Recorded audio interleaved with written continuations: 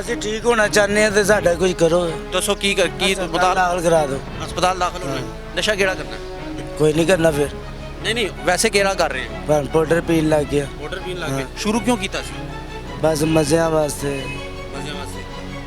ਅੱਛਾ ਇਸ਼ਕ ਉਸ਼ਕ ਤੇ ਨਹੀਂ ਹੋ ਗਿਆ? ਨਹੀਂ ਬਸ ਇੱਕ ਐਂਟੀ ਸੀ ਬਸ ਉਹਦੀ ਵਜ੍ਹਾ ਤੋਂ। ਐਂਟੀ ਕੀ ਕਹਿੰਦੀ ਸੀ? ਕੁਝ ਨਹੀਂ ਉਸਨੇ ਬੁਲਾਇਆ था पहली बार। ਆਂਟੀ ਨੇ ਪਿਆ ਹਾਂ। ਕੌਣ ਸੀ? ਨਜਾਇਜ਼ ਫਰੋਜ਼ ਸੀ ਹੋਰ ਕੌਣ ਸੀ। ਅੱਛਾ ਉਹਨੇ ਤੈਨੂੰ ਪਿਆ ਦਿੱਤਾ ਤੇ ਬਾਅਦ ਆਰਡਰ ਪੇ ਬਾਅਦ ਵਿੱਚ? ਮਜ਼ੇ ਕਰ। ਅੱਛਾ ਬਾਅਦ ਵਿੱਚ ਫਿਰ ਆਪ ਲੱਗ ਗਏ ਸੀ। ਫਿਰ ਉਹਨੂੰ ਛੱਡ ਦਿੱਤਾ ਇਹ ਨਹੀਂ ਛੁੱਟਿਆ। ਆਂਟੀ ਨੂੰ ਛੱਡ ਦਿੱਤਾ ਨਸ਼ਾ ਨਹੀਂ ਛੱਡਿਆ? ਹਾਂ ਅੱਛਾ ਆਂਟੀ ਨਾਲ ਤੇਰਾ ਫੇਰ ਚੱਲ ਰਿਹਾ ਸੀ? ਨਹੀਂ ਹੁਣ ਨਹੀਂ ਚੱਲ ਰਿਹਾ। ਪਹਿਲੇ ਸੀ? ਹਾਂ ਅੱਛਾ ਸ਼ਾਦੀ ਹੋਈ ਹੈ ਤੇਰੀ? ਨਹੀਂ ਬੱਚੇ? ਕੋਈ ਚੱਕਰ ਹੀ ਨਹੀਂ ਹੈ ਸ਼ਾਦੀ ਵਾਲਾ ਕੋਈ ਮਾਮਲਾ ਨਹੀਂ। ਭੈਣ ਭਰਾ ਹੈ ਮਾਂ ਪਿਓ ਤੇ ਕਿੱਥੇ ਰਹਿਣਾ ਹੈ? ਤਾਂ ਇੱਥੇ ਕਿਹਾ ਦਾਲ ਕਰਾ ਸਕਦੇ ਕਰਾ ਦੇ ਨਹੀਂ ਤੇ ਭਲਾ ਹੋਏ। ਅੱਛਾ ਸਹੀ ਹੋਣਾ ਚਾਹੁੰਦਾ ਹਾਂ ਹੈ? ਰੋਜ਼ ਹੀ ਕਿੰਨੀ ਪਾਊਡਰ ਪੀਣਾ ਹੈ? ਤੇ 1.5 ਗ੍ਰਾਮ ਵੀ ਜਾਂਦਾ। 1.5 ਗ੍ਰਾਮ ਪੀ ਜਾਣਾ?